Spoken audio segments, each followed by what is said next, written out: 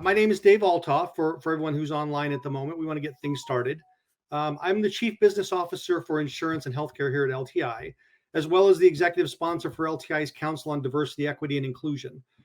In partnership with LTI's Women in Technology Group, and on behalf of LTI, the insurance practice, I'm very excited and proud to welcome three extraordinary and esteemed IT leaders to discuss how they're taking on what we've kind of loosely termed the great restructuring. And that's one piece that's for sure, as we're in the midst of an incredible time of change. This restructuring is really seeing significant challenges as well as really some great opportunities brought to light across technologies, processes, and the people that we all go to battle with every day. So we're very lucky to be able to spend an hour today with these three dynamic and successful leaders in our industry, and a panel led by our very own Lisa Graver. So to you, Gail, Jane, and Melanie, I say thank you very much, and I look forward to an incredible discussion. And Lisa, I will turn it over to you to get things started. All right, fantastic, Dave. Thank you so much for that introduction. And welcome everyone today to our event. This is the second in our series of Women in Tech Roundtable discussions. Our prior one was a couple months ago that we held with the utilities industry, and very excited about having this conversation with you today on the great restructuring in insurance. Just for a quick introduction for myself, again, Lisa Graver.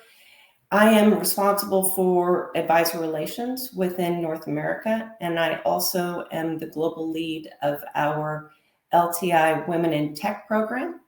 As Dave mentioned, this is a cross-functional view of our diversity and inclusion program that we have, which is LTI Belong.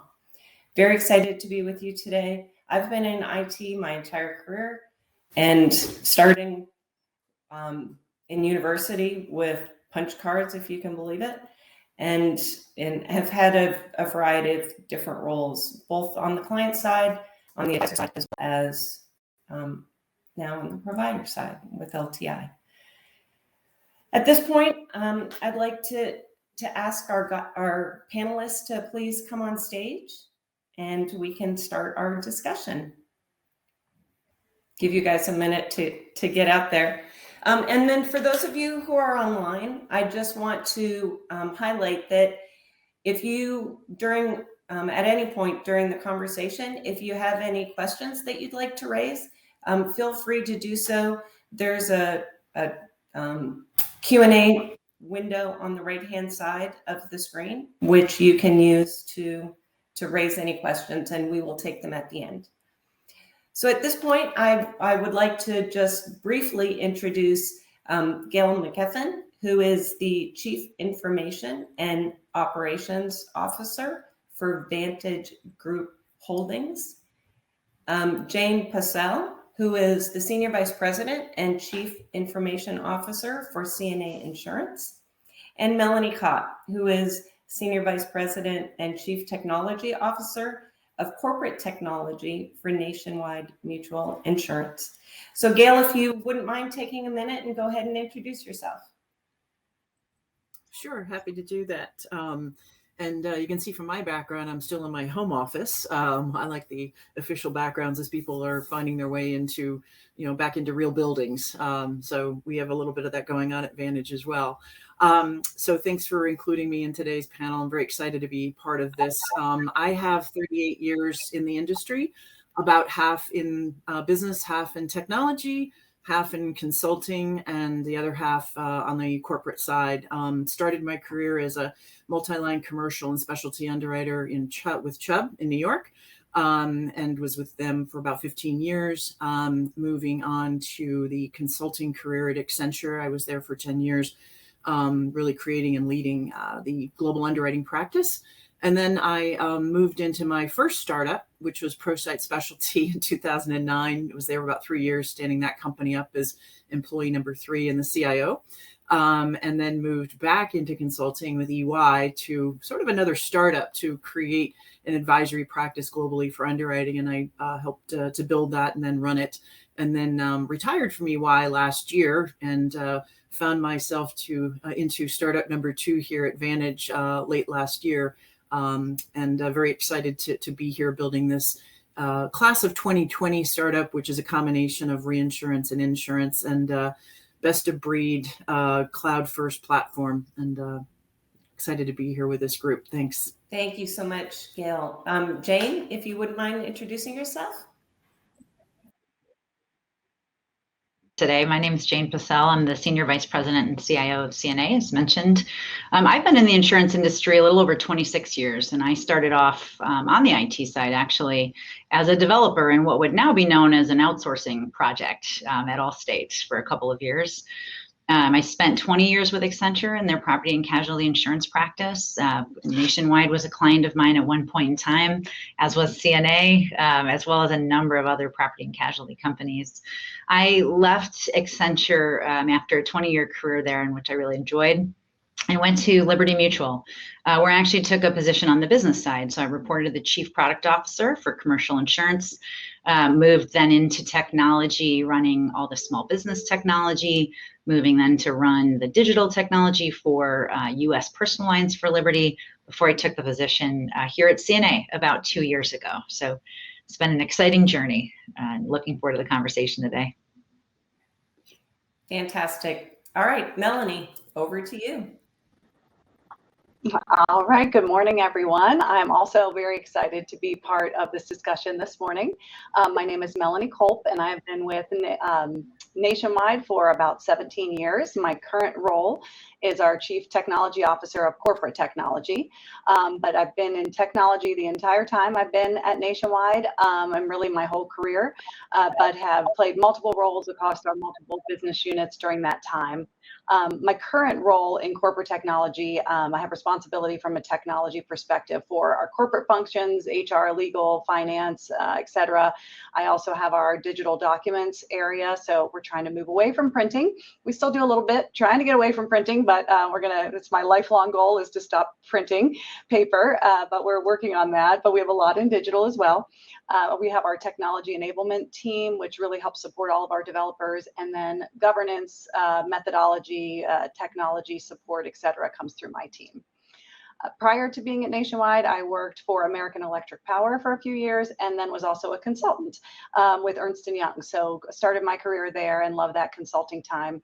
Huge passion around women in technology, both internally to Nationwide as well as externally, and recently took a board position with the Girl Scouts of Ohio Heartland, which is really exciting to be kind of part of building up the future STEM leaders that I want to help bring up in that organization. And then my husband and I are married for 18 years, and we have 3 boys, which is kind of ironic considering what I just said, but 3 boys that are all in school and do their thing all the time. So lots of fun there, but really excited for the conversation. And thank you, Lisa, for having me. Fantastic. Well, it sounds like you've got your hands full with 3 boys. All right, I want to jump into our first topic, which is around the new ways of working.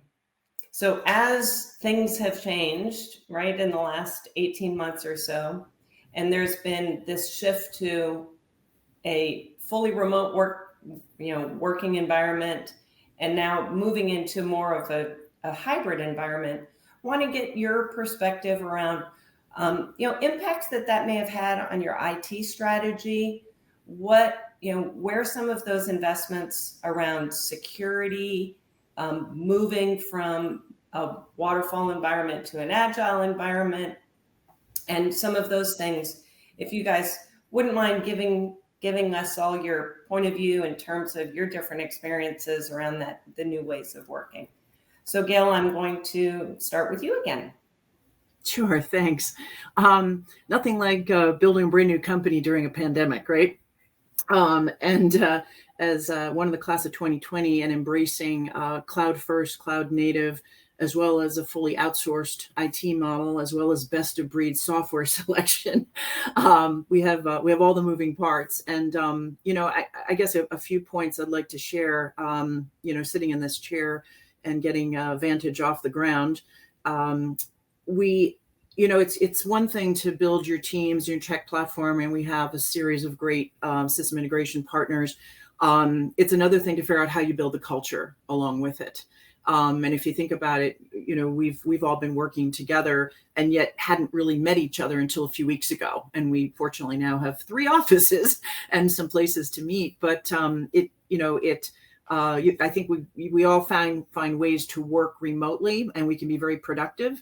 I think we're all, figuring out what work-life balance is, because it's really not balanced. And, there's a lot of pressure, obviously, to get a new company up and running and have your general ledger functional. And, we don't have time to wait to be at the high end of our, we call a zero trust approach to security, right? We had to stand all of that up at the same time that we were launching our Microsoft O365, so everyone had email. And so it's I think that as a startup, the hybrid working environment, now that we do have some offices, we're really trying to make smart choices on when we really need to be together, not just our own IT, but with the business. And also with our vendors, because we're very dependent on them since they are our IT department. And when we need to be together for whiteboarding sessions, right, to define a data model or whatever it might be, we are finding those opportunities to do that. So it helps us get to know each other a little more personally, as well as being a little more effective on what it is we're building, because we do have a blank slate. And, there's really not a playbook that goes with that. So we are inventing our playbook as we are standing up all of the technology here. I think one of the things that's been very important from a leadership standpoint is to make sure we have a culture of trust. And that is trust that in this remote setting, people are comfortable, able to achieve their work-life balance as while we're building the company with enormous pressure time-wise to stand everything up. And I think that, that currency of trust is super important to have at the outset. Otherwise, I think you really almost have the reverse effect of being productive and really working well as teams. And I think the importance of communication, we have a whole new forum for that. So we tend to use more slides, right? And devices like Mural for brainstorming. So we're, have become more and more important to have the visual aids supporting the discussions that we're having remotely on camera. That's been extremely important for us to, to bring our business along, as well as, frankly, to communicate with all of our vendors. I think that, this pandemic has been a great leveler in many respects in terms of everyone figuring out how to make this hybrid environment work. And for us, we think about it as balancing preferences with the productivity and the people development. But no question, our roadmap is very front loaded with figuring out how to team as well as get work done, making sure that we have this currency of trust amongst ourselves, with our business, with our vendors. And again, we have had to stand up what 100-year-old companies have already in the way of top-end security, as well as our functional business applications. So that's our startup story as it stands now. Fantastic. Well, it sounds like you definitely had quite a road that you've been going through over the past couple of years. Melanie, how about yourself? Can you share your stories? Absolutely. So what's really interesting about Gail's story is we're completely the opposite. So you take an almost 100-year-old mutual company where everybody comes into the office every day, 40 hours a week. It's just the culture of what we did and, how we worked. And so to go from that environment to suddenly, oh, by the way, send everybody home in the next 3 days and make sure they can all connect and still talk and still deliver and still work. It was quite a feat, a monstrous feat. And the security obviously came into play hugely too. We didn't know where everybody was going, where they were going to be. And all of our vendor partners, which we also rely on very heavily, sending their associates home. And so just all that added concern and pressure of making sure that we could do this correctly and obviously still deliver for our customers and our members who needed us tremendously at that time. So what I'm proud to say is that we've realized that we could do more than we thought we could do, right? I think that was the biggest thing that we've learned, is that we can do things that we didn't think we could do. We can go a lot faster than we thought we could go. And I'll give one example there, that we needed a self-check app for those associates that did need to come into the office, because we had mission critical. We have different places where mission critical associates, which was, hey, we need you here. Unfortunately, regardless of the current health situation, we needed you to be in the office to run equipment and do certain things. So normally, if we would have said we need a brand new app from scratch, no requirements to start with of what this is going to look like, it would have been a 9 to 12 month estimate, would have been my best guess. We got that app up and out the door in 6 weeks. And so you kind of look and go, wait a minute, well, what were we doing before that it took us 12 months to deliver something we realized we could really get done in a much more speedy fashion than we had done. So what I love is looking back on it now and thinking like, wow, it really taught us a lot about ourselves, about our company, about our culture. That culture piece that Gail actually mentioned too is super important, because frankly, one of our biggest fears as we continue to lean into the hybrid model, lean into more people working from home, is, can we maintain that same culture that so many people come to Nationwide for, and frankly, keep them here, right? It's like you always hear, well, I was going to take this other job, but I just love all the people I work with. I love the culture. So we're working really hard on what does that look like now? And we don't have all the answers. We don't know exactly what it looks like, but how do we teach our people leaders to be better at leading in a virtual environment? Management by walking around was a big piece of Nationwide's culture, right? Gemba walks, like sit next to a developer, talk to them about what they're doing, being in the same conversations with your business partners. That's how we did work, and we can't do it that way anymore.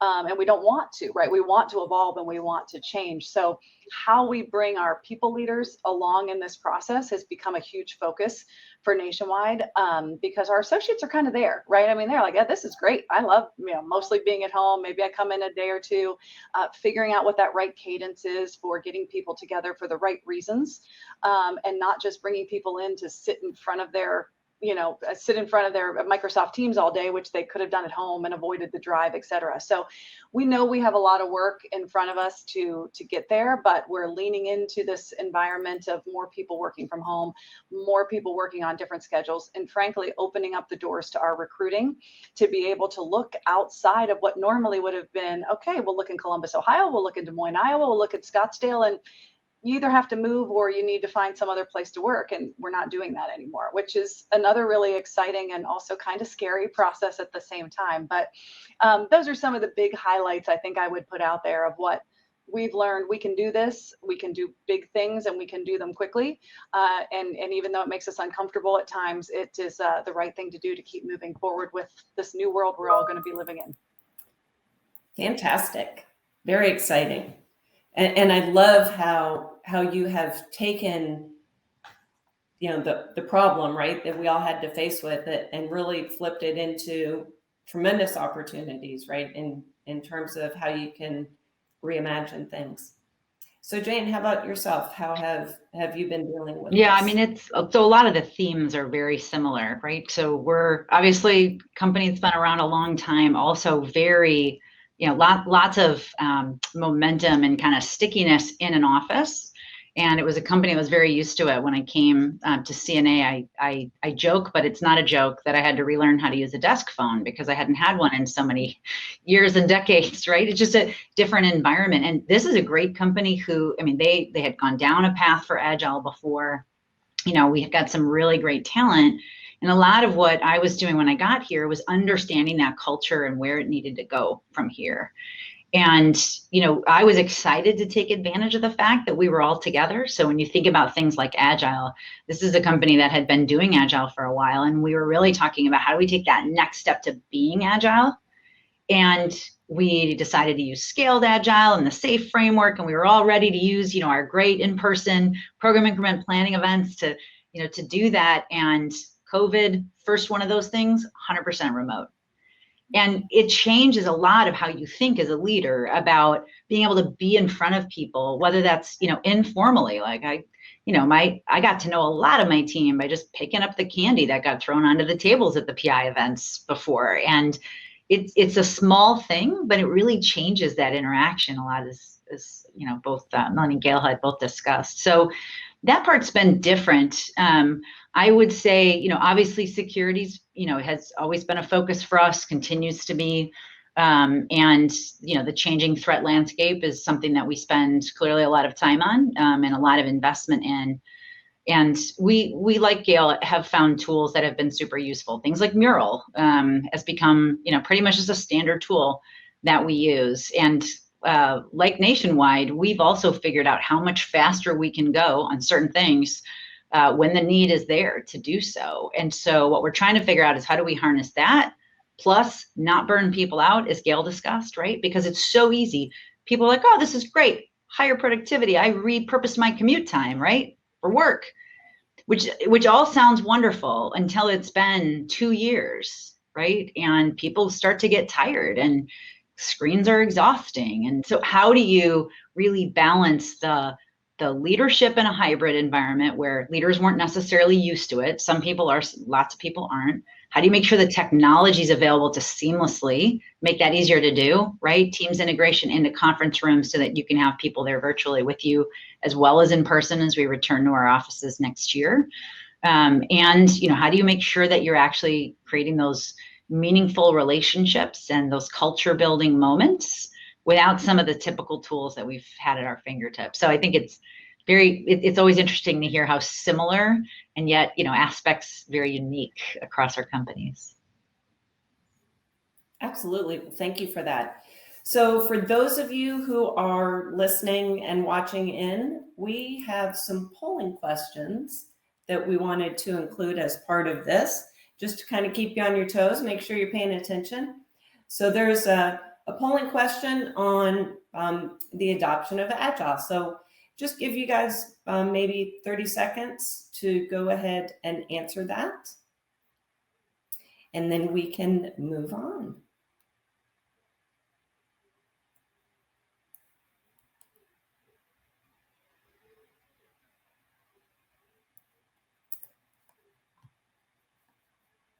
All right, fantastic. It looks like there's been a fairly significant increase in the Agile adoption since the pandemic began.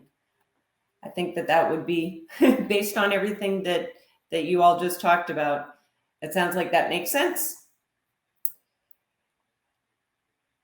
All right, I'm going to go ahead and let's move on to our next topic, which is really all around talent acquisition. So a couple of themes here.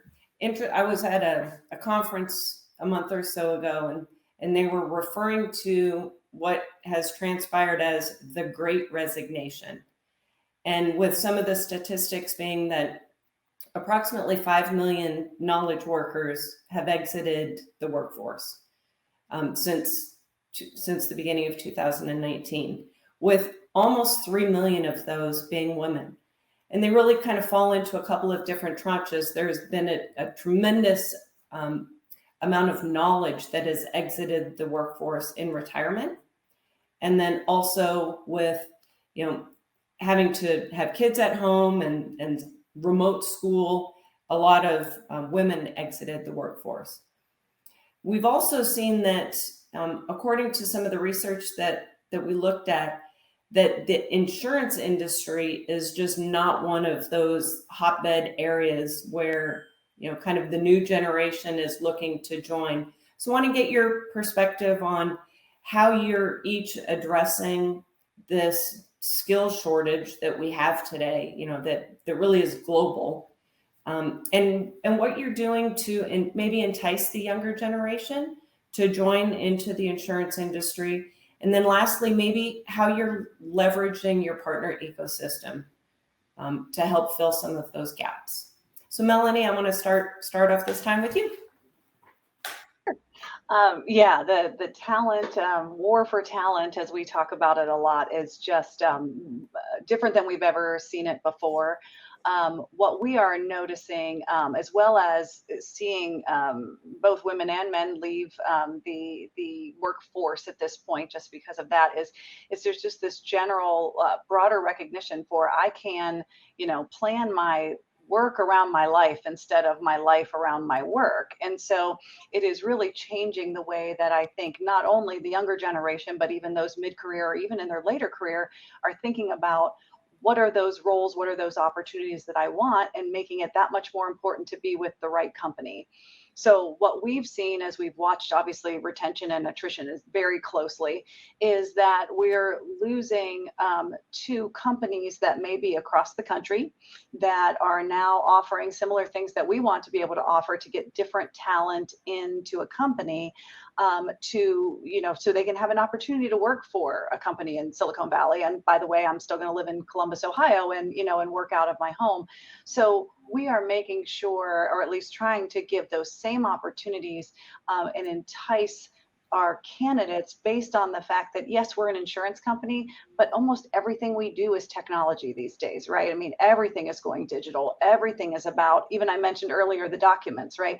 We even taking all of our work from being something we print out on paper and mail to something that's done digitally and that is sent in different forms and to what a customer really wants to see and how they want to consume that information, reminding them that the work they're going to do here is the same type of work you would do at any other, technology company, but this one has a focus on insurance and financial services, right? So it's just the type of industry that you're in, with that new thing that you get to learn, that's something different that you get to see that is still based on the underlying principles of really being a technology organization.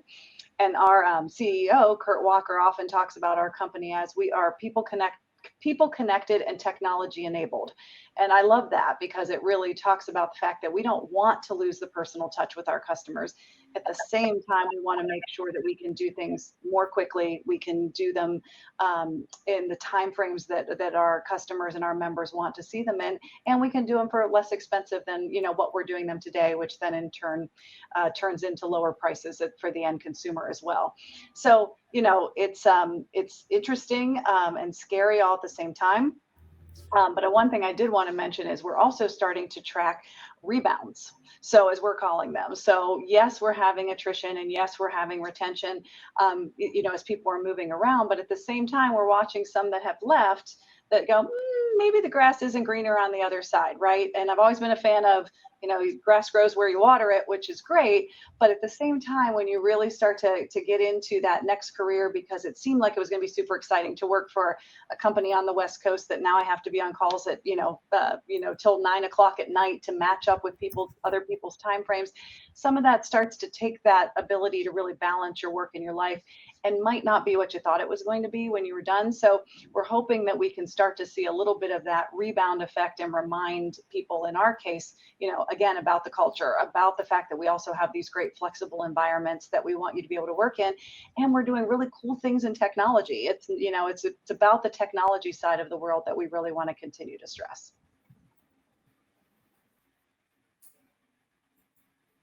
All right, fantastic. Thank you so much for that, Melanie. All right, Gail, over to you. How about your point of view on this? It's I've personally pretty much hired everybody directly starting late last year, and again without meeting anyone in person along the way. It's interesting. I tend to think that the era of long-term careers anywhere may not exist anymore. And I think a lot of us, may think, well, that's a generational thing. I think it's just our new way of working and the options that everybody has. Melanie was mentioning a couple of examples around, and I was thinking as she was speaking of the Elon Musk tweet. I don't know if it was last week. The inefficiency of distance is overcome by talent.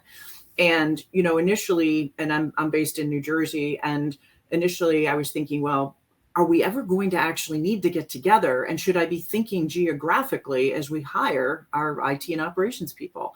And I really didn't have an answer, much less a crystal ball. But what occurred to me was that talent's what mattered most. And so as we were interviewing people in Denver and Texas and we're just all over the place, to me, it was, well, if we need to get together, will you get on a plane at some point and meet with us? So we looked at it more as, let's get the best talent here. We can work remotely when we will. But we do want to think about a future where we get together, even if it's not commuting to an office every day. But those early days were very, very tough in terms of hiring, our own staff and really not even knowing what might be happening 6 months from now. And again, a lot of the people we're interviewing, IT included, not, with business side and IT side in our platform here, we're used to having a building. So they're looking at a startup like, well, are you going to have a building? And now we have 3 offices in the US and 1 in Bermuda. So we do, but we couldn't even answer that early this year. And yet that was something people wanted to hear about in the interview process. So on one hand, they love the idea of remote and the flexibility. On the other hand, they too were struggling with, how will I feel about working for a company that may not have an office? So we certainly encountered that, earlier this year and the end of last year. Because we're fully outsourced, we depend heavily on our partner ecosystem. And they are our IT department, they are our operations department. And that's, but we also have a very, I'd say, a multidimensional approach to our partner ecosystem. We have not only what you would expect to see in the way of, sort of standardized long-term IT development contracts and maintenance, and of course, all of our infrastructure and security, but also we have contractors. And we've actually been able to tap into, believe it or not, on the operations side, some contracting networks that specialize in really recruiting the brain trust that's either retired or close to retiring on the business side around having product development skills or just operational and business processing skills. So we've really benefited from that diverse ecosystem of not only traditional technology partners, but also some of these contracting networks that are actually tapping into some of the talent that maybe we thought all left the industry, and yet they still want to work. So we've been very fortunate that way. We are also thinking about the future. And because we're very lean, very outsourced, our IT operation, if I use that area as kind of the focus for this point, is we think about how we grow in the next generation of talent. We're not hiring developers, right? So the traditional career on the IT side of going from developer to teams to manager, et cetera, we're not going to have that. So we're, partnering with universities, we're bringing summer interns in, and we're really trying to figure out, without knowing the answer yet, how do we build our future talent pool here, knowing we're thin, we're lean, we're heavily outsourced, and how do we think about a less traditional approach from development to management and more about having our people exposed to solution delivery, even if they're not the developers, and growing into team leaders and into management, which is certainly what we need at Vantage. So those are just a couple of ways that we're thinking about it as a startup company. That is really interesting. I hadn't thought a lot about that. So you really raised some intriguing questions.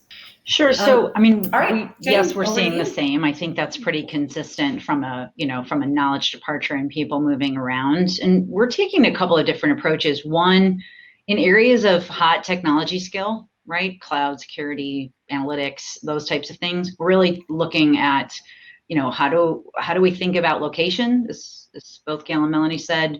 How do we think about compensation and changing our compensation packages? Because we are no longer competing against Nationwide, for example, for talent. We are competing against Google, Amazon, right? Along with everybody else, which is a great place to be because it talks about the quality of resource that we're getting, which is fantastic. But it also means we need to think differently about what employees value and how do we make sure that we're able to respond to both people who have been very successful and have been critical to CNA success for a long time, as well as new talent that we need to be able to bring in the door. And how do we strike that balance? That's really important. The other thing we've been doing is changing how we value leadership skills as part of any new leaders that we're hiring. So I have interviewed, and usually about 50% for any of the leaders that I've hired into the technology organization, as an example, 50% of the hiring criteria is leadership, which is a huge shift from, in some cases, there was a heavy focus in the past on, I need the absolute top technical talent. And, I can tell you, you have to have a combination of both.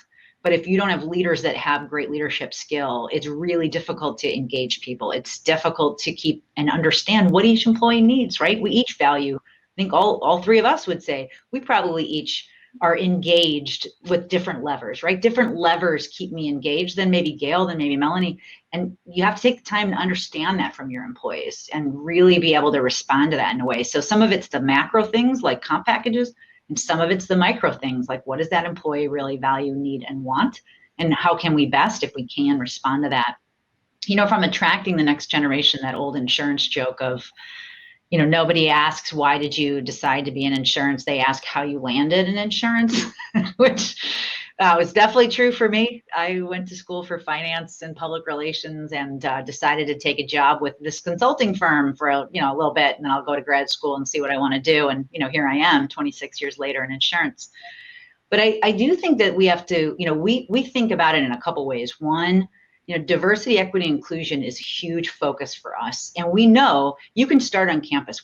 I have the pleasure of having somebody on CNA's technology team who predated me, who is exceedingly passionate about good, consistent, repeatable on-campus programs with regular internship programs that those campuses can expect, right? And therefore, students talk about it. Our name gets out there as a good and exciting place to work, right? And hiring those interns consistently in as they're successful with us and as they're interested in joining. But we've gone further, you know, from an age perspective, if you will. So we've engaged with a program here in Chicago called Genesis Works. It's a program that looks to have students from high schools and areas of the city who perhaps maybe don't have a lot of people in their environment, in their family, or in their network, in their school, who've gone on to college education, and they provide a really well-structured internship program that students can do in the very last semester of their high school career to actually get some working experience, get some exposure to people. It's been a wonderful way for us to continue to build our brand as a company that is open and interested and excited about engaging people from all kinds of different backgrounds, which takes a long time to build that kind of a reputation, and it's something that we're very focused on. And then lastly, what I'd say on partnerships, I mean, Gail and Melanie covered a lot of it.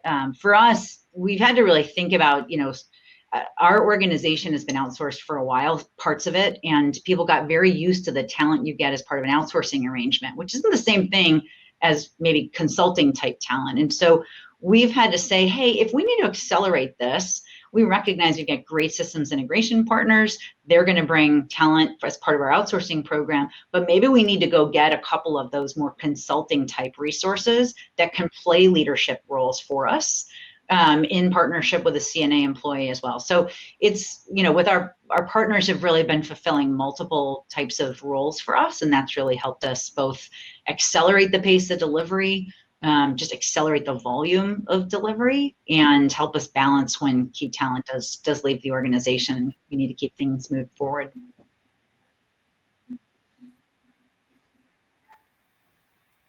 Fantastic. Well, it sounds like you've all been addressing the challenge in some similar, but also in some slightly different ways. So that the programs that you were referring to, Jane, are really fantastic. That's it. Getting into the people, you know, our youth's minds, I guess, at an earlier age than just in college about, you know, what those opportunities can be for them is fantastic.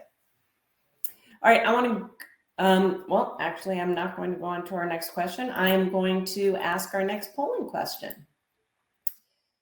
For those of you who are on.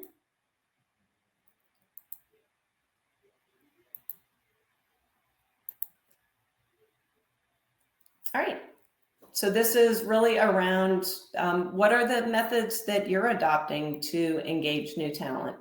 And I am not going to pause this time just for purposes of time. So, but please go ahead and respond to the poll. And I do see that there are some questions that have been raised. So if you have any other questions that you'd like to raise, please feel free to do so.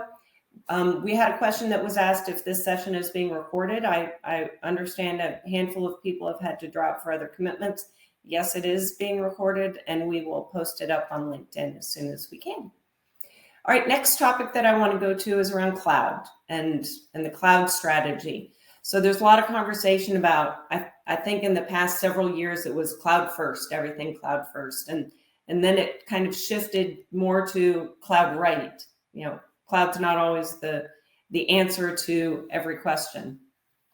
So I want to get your perspective around, you know, your cloud approach, multi-cloud, you know, single cloud partner, how you're dealing with, you know, possibly a vendor lock-in and, you know, going with a single cloud partner. Sure.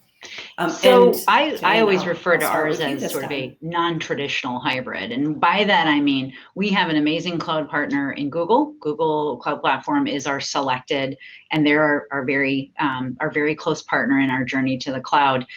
That said, the reason I call it sort of a non-traditional hybrid is we have a lot of SaaS applications today, right? Workday's in the cloud as an example, and it's not in Google's cloud. It's wherever it is that Workday hosts it.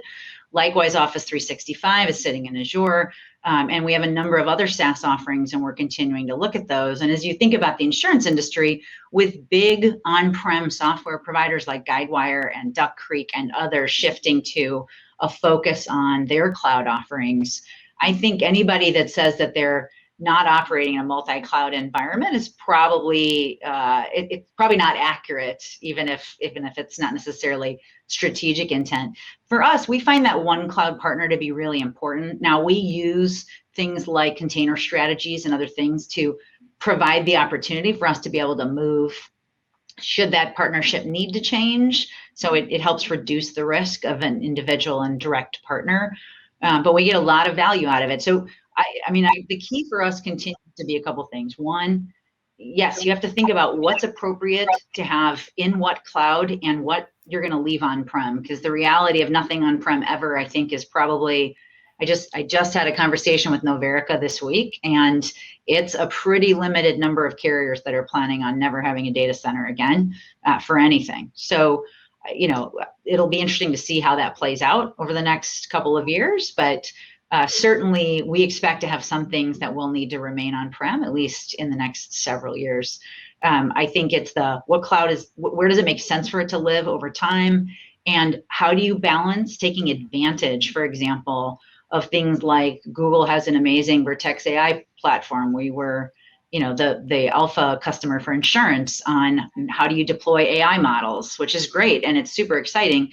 So, you know, but at the same time, the more you containerize and try to separate yourself from some of those native tools available in those platforms, you know, are you diluting the value of both the platform itself and what the possibilities that Google's releasing? So it's going to be a consistent trade-off between taking advantage of those types of things, taking advantage of native controls, native solutions, and yet at the same time, making sure that, you know, we don't end up in a position where we create undue risk because of the partnership with one primary provider. So that's kind of a brief summary of our approach considerations. Fantastic. Thank you so much for that. Gail, over to you. Blank slate, we have been able to make choices. We are also multi-cloud. We do not have data centers, no plans of ever having them, but never say never. If we have an acquisition, you know, you just don't know. But our hybrid strategy is one where we've actually stood up our own Vantage Business Cloud is what we call it. Our preference is to have our core business applications, particularly those that are integrated from, you know, underwriting through our data platform, in our cloud. We are Azure based. We are not pure Azure. We layer on our use of tools. We have our own approach to with our agile delivery, our CI/CD pipeline management and things like that. And then we integrate with SaaS providers, and those are typically point solution tools or data providers. So we think of ourselves as very much multi-cloud or hybrid cloud, and really Azure plus. You know, for us, we have really had to step back and think about with our IT delivery model, again, you know, with this hybrid cloud, what do we need to have in place and what are the priorities and what are the timing in terms of automation tools to really get the acceleration of, look, within our business cloud, we have the ultimate control. right? And speed to market's super important. We have parallel delivery teams. So we think of our, it not only as our cloud strategy, in of itself, not just as an infrastructure thing, but as part and parcel of how we are achieving speed to market with our agile delivery methods. So we really combine those as we think about where we're headed. I would say that we've had to step back because there aren't a lot of examples that look like us. There aren't a lot of benchmarks to say, well, this is what you should be able to achieve, even on the TCO side, right? When you're fully cloud-based. But we do pay a lot of attention because security is so incredibly important to us and our shareholder partners. We do think, I'll say rethink things like DR and BCP, thinking about, how are we actually managing the encryption keys that we have with our general ledger? How are we managing our key rotation? So we have to really think all of that through. So our delivery model in the cloud, as well as our approach to security and DR, we tap into other industries. We're lucky with our shareholder partners that we have access to CIOs and CTOs and other industries to get lessons learned on embracing new approaches to delivery, to the IT operating model, and really to things like DR and security, because we're under no illusion that insurance has a monopoly of intelligence on that. So we really do reach out. So we're learning from others as we build out what we have here. Fantastic. That is, again, very interesting on the different approaches. So Melanie, you want to share your point of view on your cloud focus? Sure. And our story sounds similar to Jane's as far as, having, we had 2 big data centers, the cloud came along, we said, okay, let's get out of everything and get onto the cloud, and we can shut down the data centers. And you get partway through that path and go, okay, maybe that wasn't the best idea, right? So we've really moved more into an evaluation of the different assets that we have, the different applications we have, and making a decision, not only should we move it to the cloud, but how do we move it to the cloud, right? Is it a lift and shift? Is it a matter of when we are going to, let's say, move away from that application, contracts expiring, et cetera, then do you look at, should we just buy something that's already in the cloud? We also have a big reliance on SaaS applications that we have built over the years. So we have those kind of cloud relationships. We are primarily an AWS shop, but we also use Azure as well. So I would say we're definitely in the same multi-cloud. The only kind of nuance I was going to add into this part of the conversation was just around that native features within the cloud, because everyone gets really excited that, okay, there's all these new features we can use, and the security aspects of what you use and how you use it and when you use it has become a little bit of a sticking point for us. So we want to encourage our development teams to go after those cloud native features and use them so that we can be more efficient and we can take advantage of it. At the same time, we have to layer in this review that comes from our risk management team to make sure that we can do it in a safe and secure manner. So I just think that's been probably the most interesting nuance we found, as we got kind of over the hump of just, okay, what is cloud? Do we have enough people that have that skill? Do we know where we want to go? We know which cloud we're using, what partners, et cetera. Now it's down to some whole different set of details around how do we let the right people take advantage of the right things, but at the same time keeping ourselves as secure as we know that we want to be and that our customers expect us to be. So that was the nuance I thought I'd add in there. Fantastic. Now we did have a question that is specific on the cloud topic, and I believe you just addressed some of it, Melanie, but I do want to pose this to the others. So the question is, what is the strategy for your larger legacy apps? Are you moving them into the cloud as lift and shift, not migrating, or refactoring those apps to modern stacks and migrating into the cloud? We have so many large legacy applications in all different shapes and forms that some we have lifted and shifted, some we have completely rewritten or bought a package that may be in the cloud, and others we may have bought a package and yet did it on-prem, and now we're looking at, okay, how do we shift over to maybe their cloud version? So there's a whole lot of different scenarios that we're very consistent in that as well. So it's a little bit of all of the above, depending on what we're looking at. So it's and a lot of it has to do with, we're letting the business priority drive a lot of those decisions as well, obviously. So in some cases, we have business partners that are ready to just select a new platform, migrate to a different one, whatever that might be, or consolidate platforms. And so we're letting the timing of those business decisions also obviously inform quite a bit what that strategy looks like. But we're doing a combination of all those things.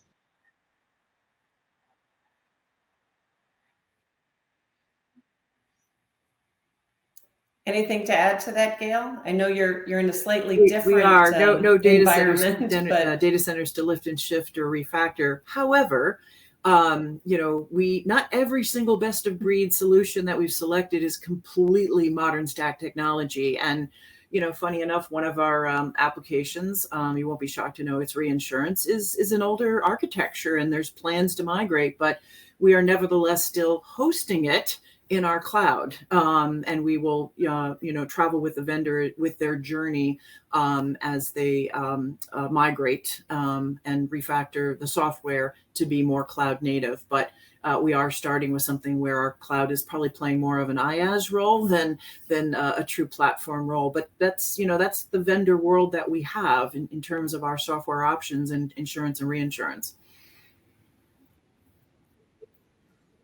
Great. All right, I'm going to bring up our next poll question and also move straight into our last topic, which is around, being women in the technology field and some of the experiences that we may have encountered. So I get asked fairly regularly, do you ever felt like you were held back? Did you have the glass ceiling? Did you feel like you were, not given the same opportunities as your, male counterparts? And my answer to that has always really been no. I never really felt like I had that. But I have started to rethink that a little bit as I have gotten more involved with some of the university programs and listening to what some of the women are talking about. It's made me rethink things. So I don't really feel like I have been, held back, not given the opportunity. But I think if I was going to go back and do things again, I would try to be a little more myself rather than try to be more accommodating of, my male colleagues, where like I remember my father telling me, I've always been a big sports person anyways, but he said, you need to find a topic that you can hold your own. And most guys like sports. So make sure you're reading the sports page, make sure you're, staying on top of things. So when you go into the office on Monday morning, you can talk about what happened in the football game or the, baseball game or whatever that was. So maybe I didn't need to do that so much, but in any case, I want to get your ladies' perspective, on just the topic, very open, sort of what your passion may be around the women in tech focus. So Gail, I'm going to start with you. I don't know if this is a unique perspective or not, but because I started my career on the business side before going into technology and having worked both in the corporate world as well as consulting, I would say that my own personal career has really not been one of hitting glass ceilings. And maybe that's, I like to think that was a combination of me and the places I worked and the leaders I worked with. But I appreciate that's not necessarily representative of the world at large. I do believe very strongly that careers in technology, the more you know about the business, the better technology leader you will be.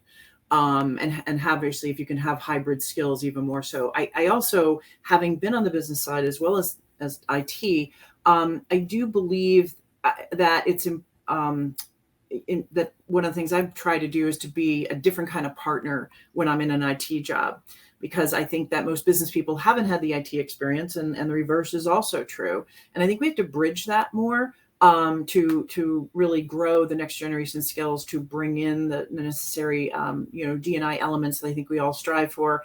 But I do think that there's a bit of a cultural transformation that has to go with that. And I don't think this is just insurance or reinsurance, that how IT is viewed within the company, right? And what that partnership looks like. And is it really a balanced partnership, or is IT an afterthought or treated differently than the business? I think we have to be aware within, the companies we work on that can be a very real thing. and not just perceived as we think about, growing the skills of our teams and building future leaders. I also believe, and this is certainly my team is an indication of this, that there are some differences in the talent pools, and therefore I think to some extent career opportunities in the application and data world versus infrastructure and security, for example, versus, in my case, operations being the other area.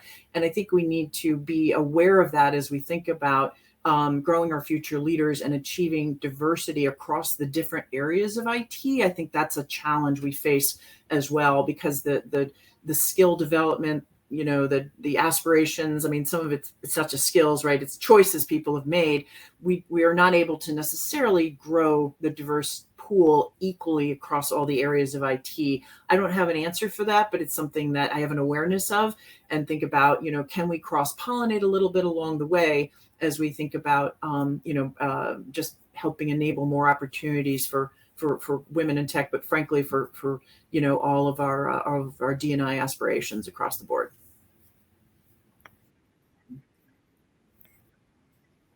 Fantastic. Thanks for that, Gail. Melanie, how about yourself?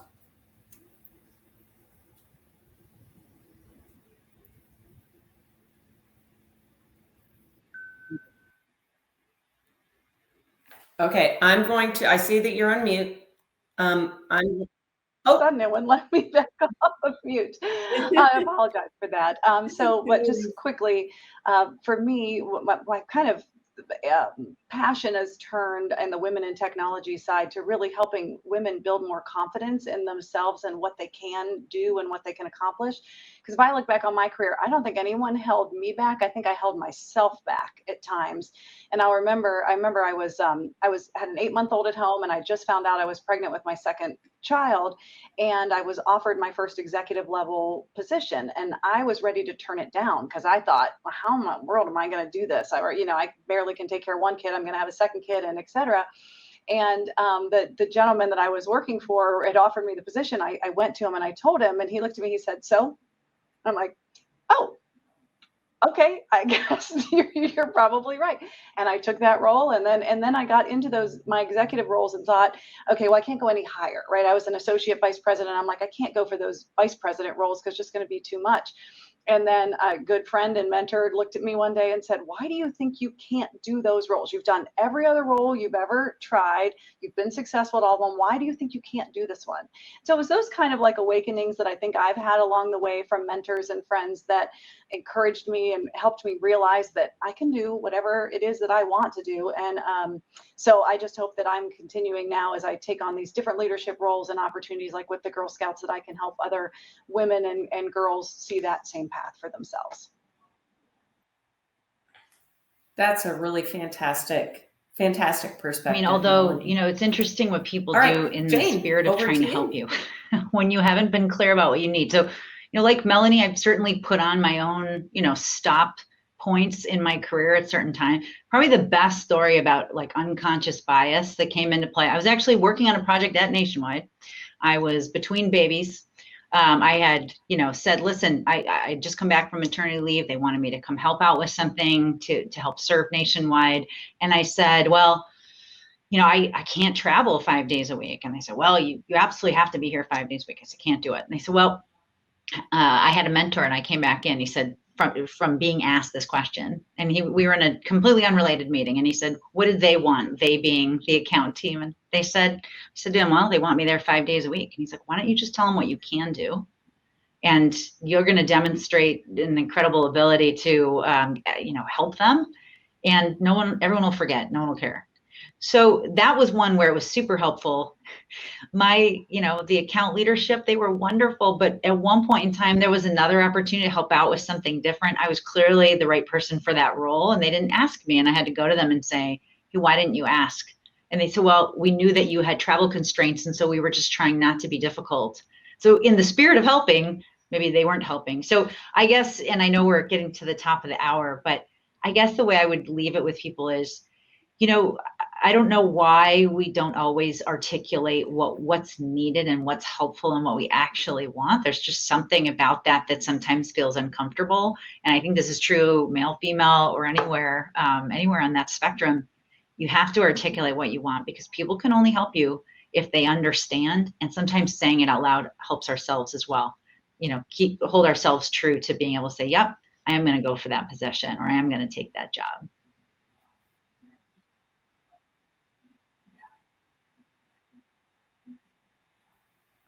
That is fantastic. And I do know that we're almost out of time. I was listening to a podcast not too long ago, and one of the comments that was made is that when women look at themselves internally as a candidate for a role, they feel like they have to check every box.